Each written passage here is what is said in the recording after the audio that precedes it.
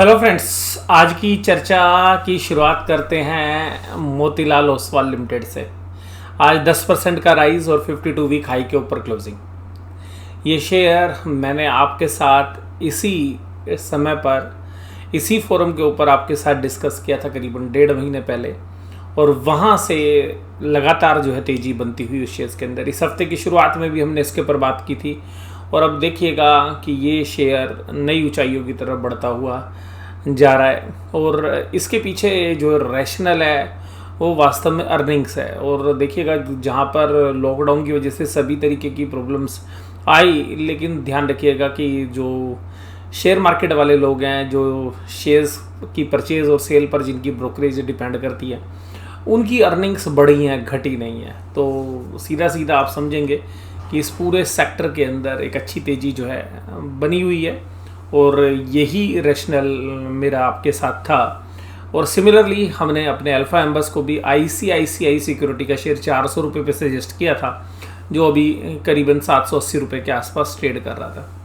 तो इस तरीके से जो रैशनल है वो काम करता है। तो आपके साथ मैंने मोतीलाल ओसवाल का शेयर जो है डिस्कस किया था, तो वहाँ पर काफ़ी लोगों के अच्छे पैसे बने, कुछ लोगों के मैसेजेस भी आए हैं और जिन्होंने अच्छे पैसे बनाए। इसके अलावा कुछ जो हमारे अल्फ़ा मेंबर्स हैं जिन्होंने कुछ शेयर्स के ऊपर आज जो है मेरे को मैसेज किए, तो उन्हीं में से कुछ मैसेजेस को मैं आपके साथ सिलेक्ट करके जो है शेयर कर रहा हूँ। तो एक जो है अभिषेक जी का जो है सवाल था, और अभिषेक जी ने जो एक चार्ट भेजा है, और ये चार्ट जो है एल्केम लैब का है। एल्केम लैब हमारा जो है जून मंथ का स्टॉक था, और जिसको हमने 3000 के नीचे लेवल पर जो है सजेस्ट किया था, और आज इसने 3500 रुपये के भाव जो है टच किए। तो इसने भी जो है 52 वीक हाई के ऊपर जो क्लोजिंग दी, और अभिषेक जी ने 42,000 रुपीज़ अर्न किए अपनी डिलीवरी बेस पोजीशन के ऊपर। तो अभिषेक जी, आपने जो पैसे कमाए उसके लिए आपका धन्यवाद, और आपको कंग्रेचुलेट करता हूं मैं। इसके अलावा देखिएगा जो है ग्लैमर ज्वेल्स की जो है अमित जी हैं ये, और अमित जी ने भी जो है बताया कि किस तरीके से उन्होंने वेल्थ बनाई, और हेल्थ के बारे में भी कह रहे हैं। तो हेल्थ तो देखिएगा मैं डील नहीं करता, लेकिन पीछे कुछ समय पहले जो है मैंने अपना वेट रिड्यूस किया, तो हो सकता है कि उसके संदर्भ में जो है बात कर रहे होंगे। प्रणाम अमित जी। और इन्होंने भी लिखा है कि देखिएगा जो CDSL, BSC, IG पेट्रो, एक्रेसिल, इन शेयर्स के अंदर इन्होंने 3 से 4 गुना जो है अपने पैसे किए। तो ये हमारे अल्फ़ा मेंबर्स हैं। तो CDSL का शेयर्स हम 350-400 रुपये से सजेस्ट कर रहे हैं, तो अभी देखिएगा उसके क्या प्राइस है। सिमिलरली BSC का शेयर भी उन्हीं प्राइस के आसपास था, 450 के आसपास। IG पेट्रो का जो शेयर था वो 180 और 190 के आसपास था जब हमने सजेस्ट किया, अभी 700 रुपये के आसपास है।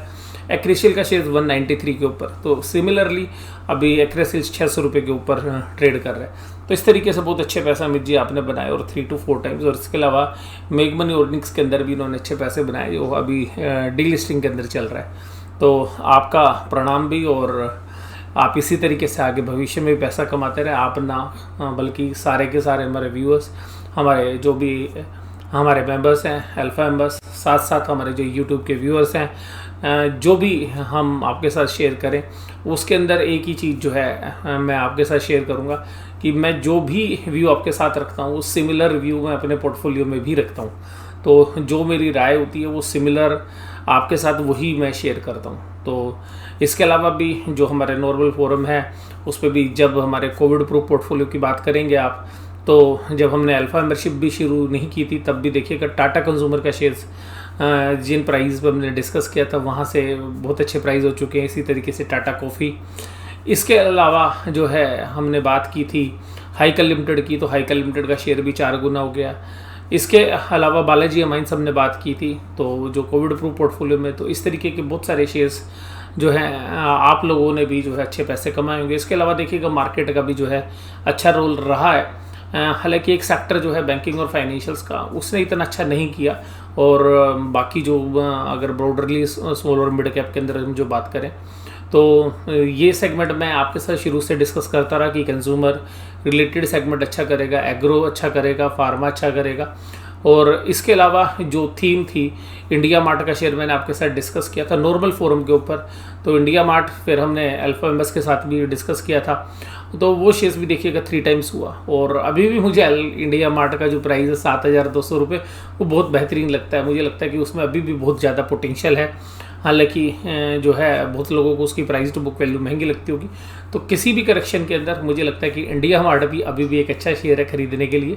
और अभी एक न्यूज़ और भी आ रही है सिमिलर सेक्टर के ऊपर कि जस्ट डायल के अंदर एक काफ़ी बड़ी इन्वेस्टमेंट जो है रिलायंस रिटेल ने की है। तो आप ये देखिएगा कि जस्ट डायल का शेयर्स की बात करिए या आप इंडिया मार्ट, तो सोमवार को देखिएगा इन दोनों शेयर्स के अंदर एक अच्छी तेज़ी हो सकती है। जस्ट डायल पे तो सीधा सीधा न्यूज़ है ही, और उसका जो शेडो इफेक्ट है वो आपको शायद इंडिया मार्ट के अंदर भी देखने के लिए मिलेगा। और इंडिया मार्ट ऊपर के प्राइस से जब करेक्ट हुआ है और जिन लेवल पर उन्होंने QIP किया था उससे नीचे ट्रेड कर रहा है। तो ये मेरी अभी भी इस थीम के ऊपर जो है मेरी पॉजिटिव व्यू बनी हुई है। तो आज की जो चर्चा है वो हम करते हैं बाज़ार के संबंध में। तो देखिएगा बाज़ार आज फीका था। फीका मतलब ऐसा नहीं कि बाज़ार में कोई शेयर ही नहीं चल रहा था। इंडेक्स के बाहर देखिएगा तो आज अच्छे जो है शेयर्स तेज़ी के अंदर थे, और स्पेशली वो शेयर्स जिनका इफेक्ट जोमेटो की वजह से हुआ। देखिएगा जोमेटो ने एक बात तो साबित कर दिया, आज जोमेटो का जो शेयर है वो काफ़ी अच्छे से सब्सक्राइब्ड हुआ है, सारे पोर्शंस अच्छे से सब्सक्राइब्ड हुए, लेकिन रिटेल ने केवल 60%, सॉरी जो एम्प्लॉयज़ हैं उन्होंने केवल 60% सब्सक्राइब किया है अपना हिस्सा। यानी कि एम्प्लॉय खुद उस कंपनी पर विश्वास नहीं कर रहे उन वैल्यूशंस पर जिन पे IPO आया है। बाकी जो है सभी जगह पर अच्छी जो है सब्सक्रिप्शन मिली है। और सबसे खास बात यह है कि जो म्यूचुअल फंड्स के डिविडेंड यील्ड वाले म्यूचुअल फंड्स हैं उन्होंने भी अप्लाई किया है, जहाँ पर कि हमें अभी तक जोमेटो से तो अभी कोई प्रॉफिट ही नज़र नहीं आ रहा, और अगले 2-3 साल में तो हमें डिविडेंड की भी उम्मीद नहीं है।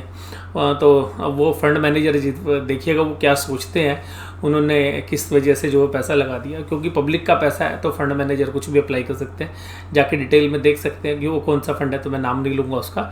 तो इस तरीके से म्यूचुअल फंड्स भी जो प्रोडक्ट है वो कुछ हो रहा है और आप कहाँ पर अप्लाई कर रहे हैं। और जोमेटो के अंदर देखिएगा मुझे खुद वैल्यूशंस का बबल लग रहा था, तो इसलिए मैंने जोमेटो के अंदर अप्लाई नहीं किया है। हालांकि देखिएगा सट्टेबाजी में आप चाहें तो 1-2 लोट लगा सकते थे, लिस्टिंग गेन हो जाए तो ठीक है। तो जो मैंने आपके साथ चर्चा की थी, या तो 2-3 हज़ार का प्रॉफिट हो जाएगा या 1000-1500 का लॉस हो जाएगा। तो ये सट्टेबाजी तो देखिएगा जोमेटो में हो सकती थी, बट मुझे पर्सनली पसंद नहीं है। और बाज़ार तो देखिएगा अभी इस तरीके की थीम को पसंद कर रहा है, जिसकी वजह से जो इंटरनेट रिलेटेड जो कंपनी है, जो इंटरनेट के माध्यम से काम करती है, यानी कि ब्रोकिंग का बिजनेस भी जनरली अब इंटरनेट के माध्यम से ही होता है, तो उस सेक्टर के अंदर भी एक अच्छी तेज़ी आज देखने के लिए मिली। इसी तरीके से ये जो थीम है BSE की भी बात करें तो मैंने पहले बात की थी आपके साथ कि अब BSE को आप एक्सचेंज मत समझिएगा, आप एक फिनटेक कंपनी समझिएगा। और जब मैंने उसका इवैल्यूएशंस किया था तब भी ये बात की थी, तो ये उसी एंगल से देखिएगा मार्केट उसको देख रही है। CDSL के अंदर भी सेम चीज़ है कि कंपनी उसको फिनटेक कंपनी समझ रही है, क्योंकि वो तो अपने एक ऑनलाइन प्लेटफॉर्म से जो है डिपॉजिटरी का काम कर रहे हैं, और उसी की वजह से आप देखिएगा CDSL के शेयर्स में भी अच्छी तेज़ी देखने के लिए मिली। तो बाजार किस तरीके से सोचता है वो बता रहा हूँ। जब उनको पता है यार जोमेटो के पास कुछ नहीं है, लॉस कर रहा है, पिछले 3 साल से अभी लॉस करेगा, और भाई साहब लोगों को लगता है जोमेटो बहुत बढ़िया है कि भाई साहब मल्टी जो है रिटर्न्स आपको आएंगे। तो ये देखिएगा ये थीम्स हैं, ये चलती हैं। ये 2000 में भी जब .com बबल्स आया था तब भी ऐसा हुआ था। तो अभी जिसके पास है पैसा वो शेयर्स को आप खरीदें ना खरीदें, जिनके पास अच्छी वेल्थ है, जो कंपनी का अच्छा मॉडल है, उनके शेयर्स चलें ना चलें, लेकिन ऐसे शेयर्स जरूर चलते हैं जिनके ना तो डिविडेंड का पता है ना अभी आगे की ग्रोथ का पता है। और मुझे पर्सनली ऐसा लगता है कि जब तक ये स्टेबल नहीं होते बिजनेसेस तो इतनी हाई वैल्यूशंस मेरे हिसाब से जो है जस्टिफाई नहीं है। लेकिन उसका फ़ायदा है दूसरी जो इंटरनेट रिलेटेड कंपनीज है उनके शेयर्स प्राइस में मिला। लोगों का मानना है कि भाई साहब जिस तरीके से बिटकॉइन है उसका कुछ अता पता नहीं है, तो वो जब लाखों रुपए का एक समय तो करोड़ों के अंदर पहुंचने वाला था, तो जब ऐसी वैल्यू हो सकती है तो सिंपल सी बात है भाई सर जोमेटो में भी अगर 60,000 करोड़ मार्केट कैप होगी तो क्या है। तो ये मार्केट की रैशनैलिटी को दिखाता है। बहुत सारे लोग कहते हैं कि जी हाँ ये कंपनी डिविडेंड भी दे रही है, ग्रोथ भी है, इसका शेयर प्राइस क्यों नहीं चलता। मैं जनरली बात कर रहा हूँ ITC के शेयर्स की, और इस तरीके के और भी शेयर्स मिल जाएंगे। तो मार्केट रैशनल नहीं होती है, इसमें अपनी दिमाग ख़राब करने की ज़रूरत नहीं होती है। बट एक बात सबसे खास बात है कि जब आप इस तरीके के शेयर्स को पसंद करेंगे जिसमें अर्निंग ग्रोथ भी है, जो डिविडेंड यील्ड भी आपको प्रोवाइड कर रही है, कंपनी का बिजनेस भी अच्छा चल रहा है, तो जब बाज़ार की करेक्शन होगी तो आपको रोने धोने की ज़रूरत नहीं पड़ती है।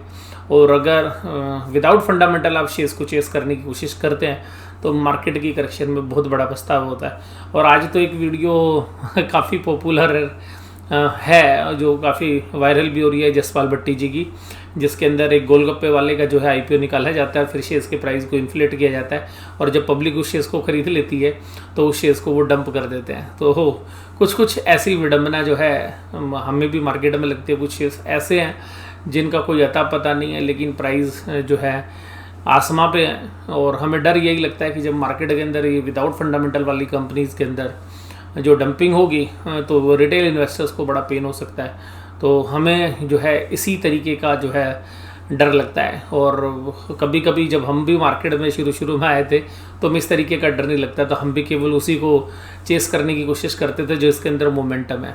अभी हम जो है फंडामेंटल्स के साथ साथ जो है टेक्निकल को भी जो है अहमियत देते हैं। और अगर कंपनी के अंदर फंडामेंटल साउंड नहीं है तो जो है तकलीफ हो सकती है। पी वैल्यूशन हालांकि कभी कभी महंगी भी आप ले सकते हैं कि अगर बिजनेस अलग तरीके का यूनिक मॉडल है, जैसे हमने इंडिया मार्ट के केस में देखा था। अभी भी शेयर 70-75 की पी पे चल रहा है, लेकिन वो एक यूनिक प्ले हो सकता है। यानी कि अगर इंडिया का अलीबाबा अगर वो बन जाता है तो यहाँ से भी मल्टीफुल रिटर्न्स इंडिया मार्ट जैसे शेयर्स में हो सकती है। तो उसके पीछे रैशनलिटी है कुछ, लेकिन बाजार उस रैशनलिटी को कब समझेगा, या बाजार रैशनलिटी को समझेगा या नहीं समझेगा, ये बाजार के हाथ में। लेकिन हम कोशिश करते हैं कि बाजार किस थीम को पकड़ने की कोशिश कर रहा है उस थीम के पीछे हम चलने की कोशिश करते हैं। जैसे बाजार अभी शायद रियल एस्टेट थीम को जो है पकड़ता हुआ नजर आए। कुछ समय से देखिएगा टेक्सटाइल थीम को भी बाजार ने पकड़ा हुआ है, बट मुझे लगता है कि रियल एस्टेट जो थीम है वो आगे चल सकती है। 2 महीने पहले हमने जो है सी फूड वाले बिजनेसेस को पकड़ा था, जिसमें एपेक्स फ्रोजन या अवंती फीड्स थे, और ये हमने अल्फा एम्बस के साथ भी शेयर किए थे। तो हमने प्योरली टेक्निकल और फंडामेंटल दोनों को जोड़ के देखा कि हाँ बाजार अब इस थीम को जो है चला सकती है, और वहाँ से देखिएगा दोनों शेयर्स ने 50-50% की रिटर्न्स दी। तो कुछ चीज़ें ऐसी होती हैं जो बाजार की समझ के साथ आपको पकड़नी है। तो यही बाजार है कि बाजार कब किस चीज़ को वैल्यू, बहुत सारे शेयर्स में अभी भी होंगी, कुछ शेयर्स अभी भी आपको डीपली अंडर वैल्यूड मिल जाएंगे, लेकिन बाजार को वो किस दिन पसंद आएंगे ये सबसे ज़्यादा इंपॉर्टेंट है। तो बाजार की पसंद सबसे ज़्यादा इंपॉर्टेंट है। तो आज का टॉपिक भी हम यही रख रहे हैं, बाजार की पसंद। तो बाजार की जिस शेयर्स को बाजार पसंद आ जाए, बाजार उस शेयर्स को जो है चला देगा। फंडामेंटल्स कभी कभी बाजार नहीं देखता, इसलिए बाजार और रैशनल ना समझे कि हमेशा समझ के साथ ही बाजार चलेगा। बाजार इररेशनल होता है, प्राइस जो है शेयर्स की या कंपनी की औकात से बहुत ज़्यादा कर देता है, और कभी कभी ऐसा होता है कि कंपनी की बहुत बड़ी औकात होती है और कंपनियों को कौड़ियों के भाव पर बाजार में बेचा जाता है। तो ये बाजार की विडंबना है और ये आपको समझनी है। तो आज की चर्चा देखिएगा, हम शुरू करते हैं। आज निफ्टी जो है बिल्कुल अपने जिस लेवल पे खुला था उसी पे ही बंद हो गया। ना कोई गेन ना कोई प्रॉफिट। 0.8 का जो है लॉस है, लेकिन वो कोई मायने ही नहीं रखता। तो आज बिल्कुल फ्लैट बाजार थे, ऊपर बाजार खुले पॉजिटिव नोट के साथ, लेकिन नीचे आ गए। कैंडल कौन सी बननी थी, रेड कैंडल बननी थी, रेड बन गई। कैंडल वीकनेस का संकेत दे रही है, लेकिन मैं इसको वीकनेस नहीं मान रहा हूँ। और मैंने कल भी आपके साथ चर्चा की थी कि देखिएगा जो आज हाईएस्ट क्लोजिंग हुई है उसके बाद तो एक फॉलो कैंडल आनी चाहिए थी, लेकिन मैंने कल ही आपके साथ चर्चा की थी कि देखिएगा वो मोमेंटम कल हमें नहीं मिला जो लाइफ टाइम हाई के ऊपर होता है, और बाजार में शॉर्ट्स थे नहीं। और इसीलिए देखिएगा आज भी बाजार हाई पे तो था लेकिन जूझता रहा, यानी कि माइनस में आ गया तो प्लस में जाने की औकात नहीं हुई। ये सबसे खास बात थी। तो कैंडल वीक है, और ये कैंडल वीक इसलिए बनी है, मैं आपको बता दूं, और जो मैं बताता जा रहा हूँ पिछले 6-7 दिन से, कि बाजार रिजल्ट का इंतज़ार कर रहा है। और रिजल्ट किसका इंतज़ार कर रहा है? HDFC बैंक का।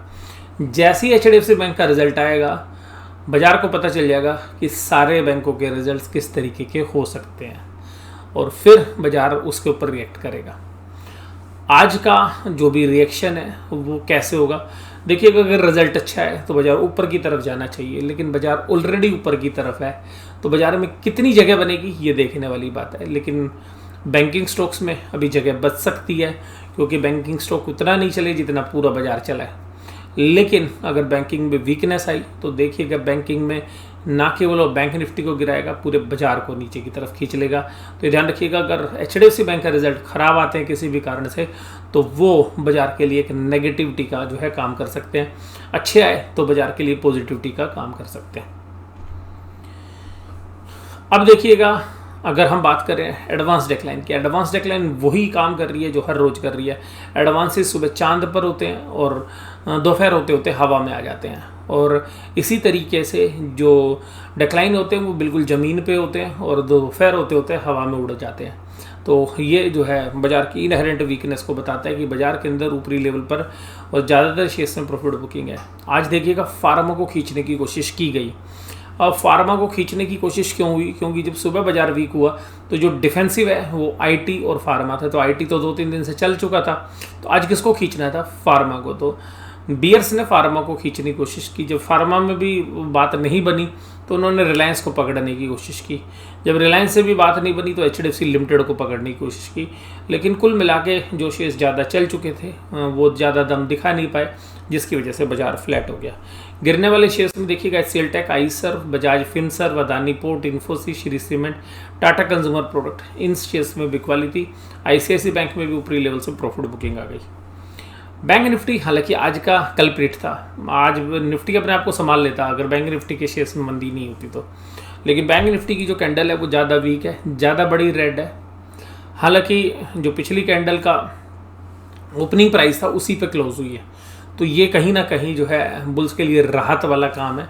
तो ये हम ये नहीं बोलेंगे कि नेगेटिव, ये न्यूट्रल कैंडल है। और न्यूट्रल कैंडल ही होनी चाहिए थी, क्योंकि एचडीएफसी बैंक का रिजल्ट पॉजिटिव और नेगेटिव दोनों साइड ले जा सकता है। तो आज की कैंडल होनी भी न्यूट्रल चाहिए थी। तो सोमवार का जो बाजार होगा वो एचडीएफसी बैंक के रिजल्ट पर इम्पैक्ट करता हुआ, एचडीएफसी बैंक का जो रिजल्ट है वो बाजार पर इम्पैक्ट करता हुआ आपको नजर आएगा। एचडीएफसी बैंक, पीएनबी और IDFC first bank. HDFC bank जो है फ्लैट ही रहा, हालांकि 15 पॉइंट का उसने कंट्रीब्यूशन दे दिया बैंक निफ्टी में। आईसीआई बैंक, बंधन बैंक, एसबीआई, एक्सिस बैंक ये सब नेगेटिव थे। और बंधन बैंक के ऊपर जो कल उन्होंने अपनी क्वार्टरली रिपोर्ट दी उसके अंदर जो है बाजार को निराशा ही हाथ लगी, जिसकी वजह से आपको ऐसा देखने के लिए मिला।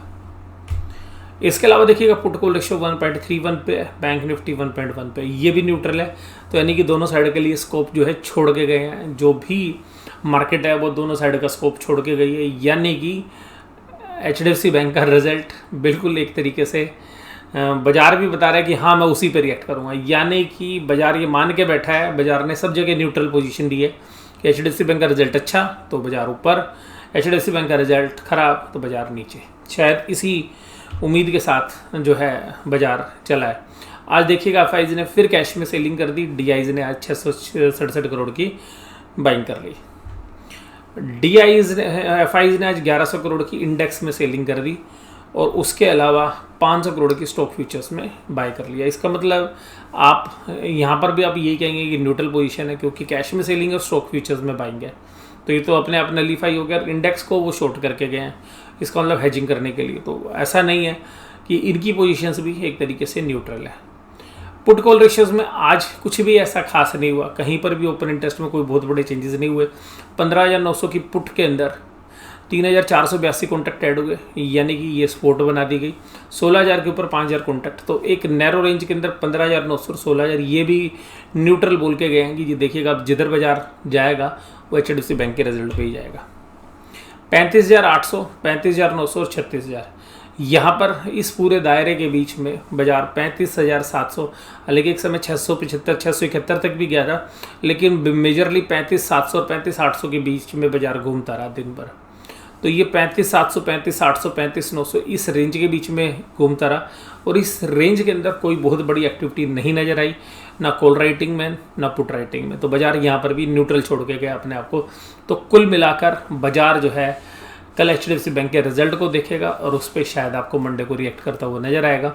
और बाकी जो है क्रूड ऑयल के प्राइस ऊपर से काफ़ी ईज आउट हो गए, तो वो एक पॉजिटिव न्यूज़ है इंडिया के परिप्रेक्ष्य में। और जो रिटेल इन्वेस्टर्स हैं, मैं ये रिटेल इन्वेस्टर्स के साथ साथ जो रिटेल कंज्यूमर्स हैं उनको भी लेना चाहूँगा, क्योंकि उनकी गाड़ियों में जो तेल डलता है या जो बाकी जो चीज़ें वो यूज़ करते हैं तो वो क्रूड ऑयल के प्राइस से काफ़ी इम्पैक्ट करती हैं। तो अल्टीमेटली ये जो है एक पॉजिटिव न्यूज़ है कि करीबन $3 से $4 जो है ब्रेंट क्रूड का प्राइस ऊपर से करेक्ट हो गया है, जो कि एक काफ़ी बड़ी पॉजिटिव न्यूज़ है।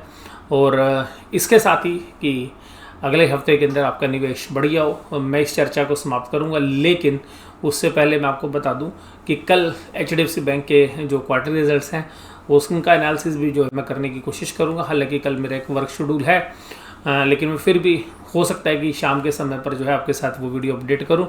इसके अलावा जो है तात्वा चिंतन का जो है आईपीओ है उसके बारे में भी मैं आपको अपडेट देने की कोशिश करूंगा। तो अगर कल नहीं हो पाएगा तो संडे के सेशन में तो ये जो है 2 वीडियो हमारी पाइपलाइन में रहेंगी जो चर्चा हम आपके साथ करेंगे। तो इस वीडियो के साथ मैं यहीं पे समाप्ति करता हूँ।